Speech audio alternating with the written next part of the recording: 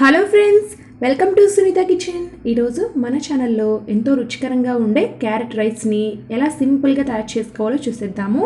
Taste అయితే చాలా బాగుంటుందండి, హెల్త్కి కూడా చాలా మంచిదన్నమాట. మార్నింగ్ టైంలో పిల్లల లంచ్ బాక్స్లోకి ఏం చేయాలని తెలియనప్పుడు, అదేవిధంగా తక్కువ టైం ఉన్నప్పుడు ఇలా హెల్తీగా క్యారెట్ రైస్ని ఒక 5 మినిట్స్లో తయారు చేసి పెట్టొచ్చండి. పిల్లలు కూడా చాలా ఇష్టంగా తింటారు, అంత బాగుంటుంది. ఇప్పుడు తయారీ విధానాన్ని సింపుల్గా చూసేద్దాము. ముందుగా స్టవ్ వెలిగించి ఒక కడాయి పెట్టుకొని అందులోకి 2 టేబుల్ స్పూన్ల ఆయిల్ వేసి వేడి చేసుకోవాలి. మనం తీసుకునే రైస్ని బట్టి ఆయిల్ కానీ నెయ్యి కానీ తీసుకోండి. ఆయిల్ వేడెక్కిన తర్వాత ముందుగా ఒక 2 టేబుల్ స్పూన్ల దాకా పల్లీలు వేసి వేయించుకోవాలి. ఇవి కాస్త వేగిన తర్వాత ఒక 10 జీడిపప్పు పలుకుల్ని కూడా వేసి రెండింటిని బాగా దోరగా వేయించి పక్కన తీసి పెట్టుకోండి. వీటిని చివర్లో యాడ్ చేసుకుంటే పిల్లలు ఇష్టంగా తింటారండి, క్రంచీగా తగులుతూ ఉంటాయి కాబట్టి. ఇప్పుడైతే ఇదే ఆయిల్లోకి ఒక టేబుల్ స్పూన్ దాకా పోపు దినుసులు వేసుకోవాలి. మినపప్పు, శనగపప్పు, ఆవాలు, జీలకర్ర ఇవన్నీ కలిపి ఇవి దోరగా వేగిన తర్వాత 4-5 పచ్చిమిర్చిని ఇలాగ పొడవుగా కట్ చేసి వేసుకోండి. ఇందులో డైరెక్ట్గా మనం కారప్పొడి వేయం కాబట్టి పచ్చిమిర్చి కాస్త ఎక్కువ వేసుకోండి. అలాగే ఒక రెమ్మ కరివేపాకు, 3-4 ఎండుమిర్చి వేసి దోరగా వేయించుకోవాలండి. మనం పులిహోరలోకి పచ్చిమిర్చిని ఎంత దోరగా వేయించుకుంటామో అలా వేయించుకుంటే బాగుంటుంది. సో ఇక్కడ పోపు చక్కగా వేగింది కదా. ఇప్పుడైతే ఇందులోకి సన్నగా తరిగి పెట్టుకున్నటువంటి ఈ క్యారెట్ తురుము వేసుకోవాలన్నమాట. ఇలా పొడవుగా తురుముకోండి, బాగుంటుంది క్యారెట్ రైస్లోకి. ఈ తురుమునైతే మనం ఇప్పుడు ఒకసారి బాగా కలుపుకొని ఒక 3-4 నిమిషాల పాటు కుక్ చేసుకోవాలండి, మూత పెట్టేసి. ఈలోపు క్యారెట్ అనేది మగ్గుతుంది, అంటే ఉడుకుతుంది. మీడియం ఫ్లేమ్లో 3-4 నిమిషాల పాటు ఉడికించిన తర్వాత మూత తీసి ఒకసారి కలుపుకుందాము. క్యారెట్ తురుము చక్కగా ఉడికిపోయిందండి.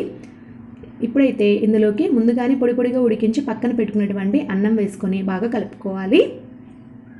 మనం ఇక్కడ 1 కప్పు క్యారెట్ తురుముకి 2 కప్పుల రైస్ తీసుకుంటే బాగుంటుందన్నమాట. క్యారెట్ తురుము కాస్త ఎక్కువగానే ఉండాలండి. ఇలా ఒకసారి కలుపుకున్న తర్వాత ఇందులోకి మంచి ఫ్లేవర్ రావడం కోసం సాంబార్ పౌడర్ అండి. ఇది వచ్చేసి ఇన్స్టెంట్ సాంబార్ పౌడర్ అనమాట. మనం సాంబార్ తయారు చేసుకోవడానికి యూస్ చేస్తాం కదా, ఆ పౌడర్ 1 టేబుల్ స్పూన్ దాకా వేసుకోవాలి. అలాగే రుచికి సరిపడా ఉప్పు చూసి వేసుకొని బాగా కలుపుకోవాలి. ఇక అంతేనండి, ఇందులో వేరే మసాలాలు ఏవి వేయాల్సిన అవసరం లేదు, కారప్పొడి కూడా వేయాల్సిన అవసరం లేదనమాట. మనం ఇక్కడ పచ్చిమిర్చి, ఎండుమిర్చి, ఈ సాంబార్ పౌడర్ వేసాం కదా, సరిపోతుంది. ఇప్పుడైతే ఒకసారి బాగా కలుపుకొని కడాయి మీద మూత పెట్టేసి మరొక 3-4 నిమిషాల పాటు కుక్ చేసుకోవాలి. ఒక 3-4 నిమిషాల తర్వాత మూత తీసి ఒకసారి బాగా కలిపేసుకుందాము. వేడివేడిగా మనకి ఇక్కడ సాంబార్ రైస్ అనేది రెడీ అయిపోయింది మంచి ఫ్లేవర్తో.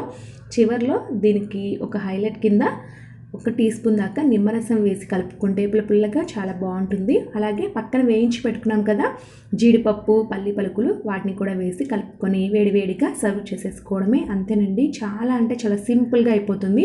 ఒక 5 మినిట్స్లో మనం అన్నం పక్కన ఉడికించి పెట్టుకుంటే 5 నిమిషాల్లో అయిపోతుందండి. పిల్లలైతే చాలా చాలా ఇష్టంగా తింటారు. మరి చిన్నపిల్లలైతే లంచ్ బాక్స్ తినేటప్పుడు మనం కూరలు చేసి పంపిస్తే వాటిని కలుపుకొని తినడానికి కష్టంగా ఉంటుంది. అలాగే మనం ముందే కలిపి పెట్టినట్లయితే చప్పగా అయిపోతుంది.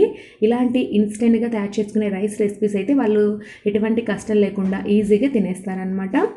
సో ఈ రెసిపీ కనుక మీకు నచ్చినట్లయితే ఇలాంటి మరెన్నో simple and tasty healthy recipes కోసం నా ఛానల్ని సబ్స్క్రైబ్ చేసుకోండి. Thank you for watching.